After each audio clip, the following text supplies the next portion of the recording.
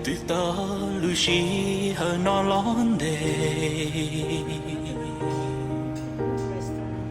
Nunaku tumbao shwatu lata Nuna usha wagen de khachana Chengita deka yaku tutia Atsapu lushi hatamu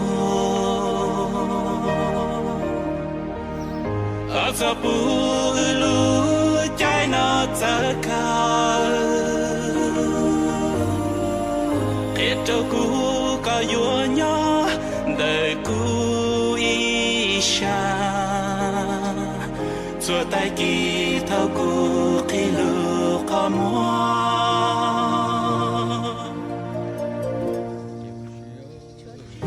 Aku syainya tahu kalau kamu